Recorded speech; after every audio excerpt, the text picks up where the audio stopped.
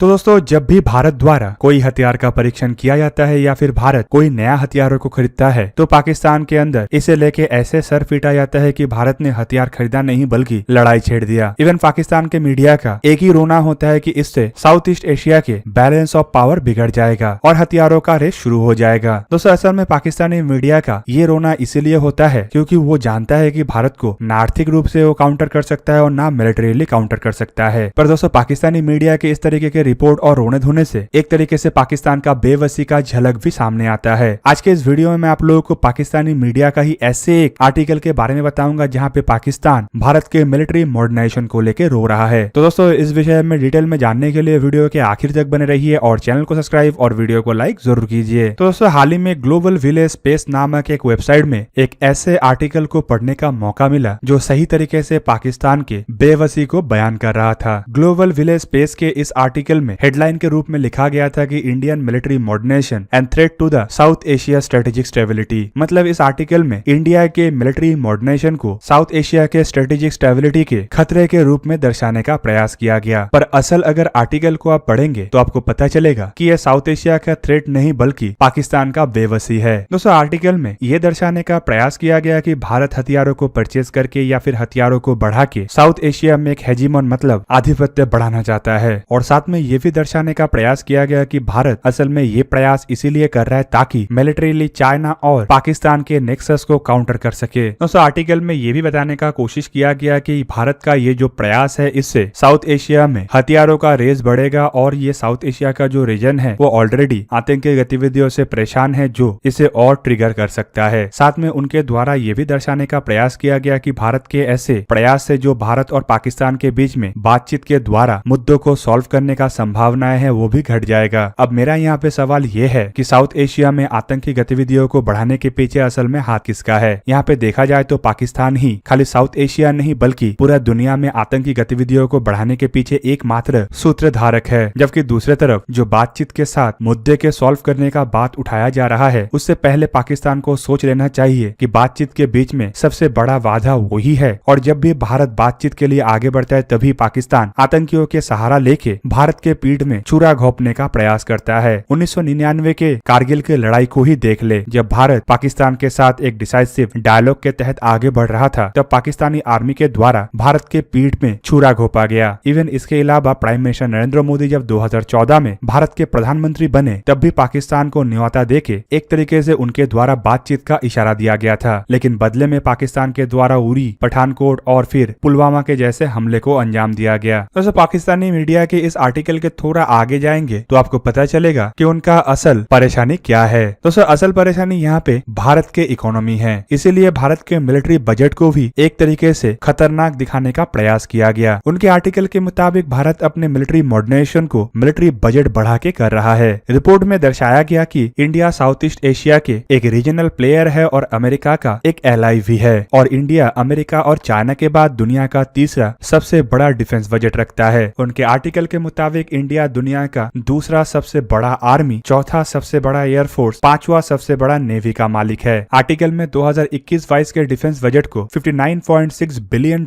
रखा गया है, जबकि उनका कहना है पिछले साल यही बजट $47.98 बिलियन था, जिनमें उनके द्वारा ये भी दावा किया गया कि इंडिया के द्वारा इस बजट का करीबन $4.9 billion Indian army, $7.2 billion air force, $4.55 billion Indian navy और $1.55 billion defence research and development organisation के ऊपर खर्चा किया जाएगा, जबकि बजट का करीबन $18.48 बिलियन हथियारों के खरीदारी के लिए रखा गया है। साथ में यह भी बताया जा रहा है कि ये इंडिया के मॉडर्नाइजेशन के लिए इस्तेमाल करने वाला ही बजट है, जबकि दूसरी तरफ उनके द्वारा तंज कसते हुए ये बताया जा रहा है कि कोविड के कारण जहाँ पे इंडिया के इकोनॉमी घट के 7.3% तक आ गया है तो वहीं पे इंडिया के द्वारा फिर भी डिफेंस बजट में एक बड़ा हिस्सा खर्चा किया जा रहा है। यहाँ पे मेरा भी मानना है कि इसे लेके पाकिस्तान को ऑब्वियसली रोना चाहिए क्योंकि भारत के पास पैसा है और भारत खर्चा कर रहा है। भारत का जीडीपी ग्रोथ था बोल के भारत का जीडीपी ग्रोथ कोरोना के वजह से कम हुआ, पर पाकिस्तान के पास ना पैसा है और ना ही पाकिस्तान का कोई जीडीपी ग्रोथ था जो कोरोना के वजह से कम होगा और ना ही पाकिस्तान में कोई देश इन्वेस्ट करता है जो कोरोना के वजह से पाकिस्तान का इन्वेस्टमेंट घटा होगा। इसके अलावा पाकिस्तान के मीडिया को मैं ये भी बताना चाहूंगा कि उनके द्वारा भारत के डिफेंस बजट जो बताया गया है असल में भारत का डिफेंस बजट उससे अधिक है। सिप्री के मिलिट्री एक्सपेंडिचर डेटाबेस के मुताबिक भारत भारत का सालाना डिफेंस बजट 72.9 बिलियन डॉलर है, जबकि international institute for strategic studies के मुताबिक इंडिया का डिफेंस बजट करीबन 64.1 बिलियन डॉलर है। पर यहाँ पे मैं ये भी बताना चाहूंगा कि ये जो बजट इंडिया खर्चा कर रहा है ये इंडिया के जीडीपी के सिर्फ 2.9% है। मतलब इंडिया अपने जनता के लिए और अन्य महत्वपूर्ण सेक्टर के लिए पैसा रख के ही अपने डिफेंस के ऊपर खर्चा करता है। तो दोस्तों वही पे अगर रिपोर्टों को माने तो कई जगहों में बताया जाता है कि 2020 में पाकिस्तान के डिफेंस बजट 10 बिलियन डॉलर से अधिक था। और दोस्तों यही पे सबसे बड़ा सवाल ये है कि जो देश आए दिन IMF और वर्ल्ड बैंक के सामने हाथ फैलाता है, जिसके पास अपने जनता के वैक्सीनेशन का पैसा नहीं है, वो 10 बिलियन डॉलर खर्चा कर रहा है। और इसके अलावा दोस्तों आपको और एक चौंकाने का बात पता चलेगा कि जिस देश का जीडीपी ग्रोथ ना के बराबर है, वो देश अपने जीडीपी के करीबन 4% मिलिट्री एक्सपेंडिचर के ऊपर खर्चा कर रहा है और भारत के डिफेंस बजटों को लेकर सवाल उठा रहा है। पाकिस्तानी मीडिया को सबसे पहले अपने आर्मी के ऊपर सवाल उठाना चाहिए कि मिलिट्री बजट में जीडीपी के 4% का क्यों इस्तेमाल हो रहा है, और साथ में ये भी सवाल उठाना चाहिए कि अगर मिलिट्री के लिए 10 बिलियन डॉलर है तो उनके पास वैक्सीनेशन का पैसा क्यों नहीं है। दोस्तों दूसरी तरफ पाकिस्तानी मीडिया इसीलिए भी रो रहा है क्योंकि भारत के सामने कई सारे ऐसे देश है जो भारत के खाली एलाई के रूप में आगे नहीं आ रहा है, बल्कि भारत को मिलिट्री में हर तरीके का मदद भी कर रहा है। इवन पाकिस्तान के सामने चाइना के अलावा ऐसा कोई देश और बचा नहीं है। मीडिया की इस रिपोर्ट के मुताबिक रशिया, फ्रांस, अमेरिका, इजराइल जैसे देश भारत के मिलिट्री को मॉडर्नाइज करने में सबसे बड़ा भूमिका निभा रहा है। दोस्तों पाकिस्तानी मीडिया इसीलिए भी रो रहा है क्योंकि चाहे इजराइल हो, अमेरिका हो, फ्रांस हो या रशिया, हर एक देश भारत को हथियार देने के लिए तैयार है, लेकिन कोई भी देश पाकिस्तान को हथियार नहीं दे रहा है। एग्जाम्पल के रूप में अगर फ्रांस को ही देख ले तो फ्रांस से पाकिस्तान अपने सबमरीन और मिराज फाइटर एयरक्राफ्टों को अपग्रेड करना चाहता था, लेकिन फ्रांस भारत को राफेल बेच भी सकता है और राफेल का टेक्नोलॉजी दे भी सकता है, लेकिन पाकिस्तान के इन एयरक्राफ्टों को और सबमरीनों को अपग्रेड नहीं करना चाहता। इजराइल और पाकिस्तान का तो ऐसे भी नहीं बनता, जबकि दूसरी तरफ 70 साल पुराना पाकिस्तान का दोस्त अमेरिका पाकिस्तान को एड भी देना बंद कर दिया है और जो हथियार देने का वादा किया था उसे भी देने से रोक दिया। पाकिस्तान रशिया के करीब होने का प्रयास कर रहा है, लेकिन जितना भी प्रयास करता है पाकिस्तान को उसमें सक्सेस नहीं बल्कि फेलियर मिलता है। पाकिस्तान कई बार रशिया से बड़े हथियारों को परचेज करने का इरादा जता चुका है, लेकिन रशिया की तरफ से एक बार भी पाकिस्तान के इरादे को लेके कोई भाव नहीं दिया गया। और ऐसे में दोस्तों मेरा मानना ये भी है कि पाकिस्तान को इसे लेके भी रोना ही चाहिए। दोस्तों खाली इतना नहीं बल्कि पाकिस्तान इंडिया के defence research and development organisation मतलब DRDO जैसे संस्था को लेके भी जलता रहता है। खास करके भारत के पास ऐसा संस्था है जो हथियारों को डेवलप करने के पीछे भूमिका निभाता है। मतलब भारत के पास अपना खुद का रिसर्च एंड डेवलपमेंट को आगे बढ़ाने का क्षमता है और ऐसा इंस्टीट्यूट है जो इसे आगे बढ़ाता है। दोस्तों इसका बैकबोन तो असल में भारत का एजुकेशन सिस्टम है। और दोस्तों पाकिस्तान जैसे देश के एजुकेशन के बारे में मुझे ज्यादा कुछ बताने का आवश्यकता नहीं है, क्योंकि आप लोगों को भली भांति उसके बारे में पता होगा। और वो देश DRDO जैसे संस्था को लेके जलने के अलावा और कुछ भी नहीं कर सकता। इवन दोस्तों पाकिस्तानी मीडिया DRDO के द्वारा अत्याधुनिक हथियारों के डेवलपमेंट को लेके भी आए दिन रिएक्शन देता है और पाकिस्तानी मीडिया का ये भी कहना है कि भारत को ऐसा नहीं करना चाहिए। दोस्तों असल बात तो ये है, पाकिस्तान मीडिया अपने गवर्नमेंट को या फिर अपने मिलिट्री के उच्च अधिकारियों को नहीं कह सकता कि खुद के हथियारों को डेवलप करो, क्योंकि उनके पास ये क्षमता नहीं है, ये पाकिस्तान भी जानता है। और ऐसे में भारत द्वारा डेवलप किया हुआ हथियारों को लेके टिप्पणी करने के अलावा उनके पास और कुछ काम बचा भी नहीं। दोस्तों अब यहाँ पे बात है टू फ्रंट वॉर को लेके। पाकिस्तानी मीडिया का कहना है कि भारत जो मिलिट्री मॉडर्नाइजेशन कर रहा है वो असल में टू फ्रंट वॉर का प्रिपरेशन है। और दोस्तों ये एक तरीके से सही भी बात है, क्योंकि भारत को अभी से टू फ्रंट वॉर को लेके प्रिपेयर रहना चाहिए। पाकिस्तान जैसे नापाक देश और चाइना जैसे धोखेबाज और विस्तारवादी देश जिसका पड़ोसी हो, उसे हमेशा ही दोनों से लड़ने के लिए प्रिपेयर रहना चाहिए। और हाल ही में तो दोनों देश एक दूसरे के मिलिट्री एलाई भी बना हुआ है, तो ऐसे में अगर भारत दोनों से लड़ने के लिए तैयारी कर रहा है तो इसमें कोई गलत बात नहीं। दोस्तों मेरा मानना यह है कि अगर पाकिस्तान चाइना गठबंधन करके भारत को घेरने का प्लान बना सकता है, तो भारत को भी अन्य देशों के साथ गठबंधन करके इन दोनों देशों के खिलाफ मोर्चा छेड़ देना चाहिए। इवन क्वाड जैसे ऑर्गेनाइजेशन में तो भारत को अब बढ़ चढ़ के हिस्सा लेना चाहिए। और अगर दोनों देश गठबंधन बना सकता है तो भारत भी जरूरत से अधिक मिलिट्री मॉडर्नाइजेशन कर सकता है। तो दोस्तों पाकिस्तानी मीडिया को भारत के टू फ्रंट वॉर के प्रिपरेशन को लेकर टिप्पणी करने से पहले ये जान लेना चाहिए कि चाइना और पाकिस्तान के द्वारा क्या हरकत किया जा रहा है और भारत क्यों टू फ्रंट वॉर का प्रिपरेशन कर रहा है। खास करके यही पाकिस्तानी मीडिया अपने दोगलेपन को तब दर्शा देता है जब उनके द्वारा आए दिन चर्चा किया जाता है कि भारत और पाकिस्तान का अगर कोई लड़ाई होगा तो चाइना उसमें कूद पड़ेगा, और चाइना और भारत का अगर कोई लड़ाई होगा तो पाकिस्तान को उसमें कूद पड़ना चाहिए। और ऐसे में दोगलेपन का हद तब हो जाता है जब ये दर्शाने का प्रयास करता है कि भारत क्यों दोनों देशों से लड़ने के लिए अपने मिलिट्री को मॉडर्नाइज कर रहा है। ऐसे में और एक बात यह है कि साउथ एशिया के स्ट्रेटेजिक स्टेबिलिटी बिगड़ना। पाकिस्तानी मीडिया के द्वारा भारत के हथियार को लेके सबसे ज्यादा चिल्ला मिल्ली इसी बात को लेके किया जाता है कि इससे साउथ एशिया के स्ट्रेटेजिक स्टेबिलिटी बिगड़ जाएगा, लेकिन उनका मुंह तब बंद हो जाता है जब चाइना के द्वारा साउथ ईस्ट एशिया में मिलिट्री बेस बनाने का प्रयास किया जाता है, या फिर चाइना ग्वादर जैसे क्षेत्र में अपने मिलिट्री प्रेजेंस बढ़ाता है, या फिर तब भी उनका मुंह बंद हो जाता है जब आतंकियों को तूल देके भारत के अंदर हमला कराने का प्रयास किया जाता है। पाकिस्तान का दोगलापन तो इससे ही पता चलता है कि आतंकियों को बढ़ावा देना उनके लिए स्ट्रेटेजिक स्टेबिलिटी बिगड़ना नहीं है, बल्कि आतंकियों को रोकने के लिए या अतिक्रमण को रोकने के लिए भारत द्वारा अपने आप को मजबूत बनाना उनके नजर में रीजनल स्टेबिलिटी बिगड़ना है। तो दोस्तों यहाँ पे आप लोगों का क्या मानना है कि पाकिस्तान के द्वारा अपने मीडिया में भारत के मॉडर्नाइजेशन को लेके क्यों रोना रोया जा रहा है, और क्या रोना धोना करके पाकिस्तान भारत का कुछ बिगाड़ सकेगा?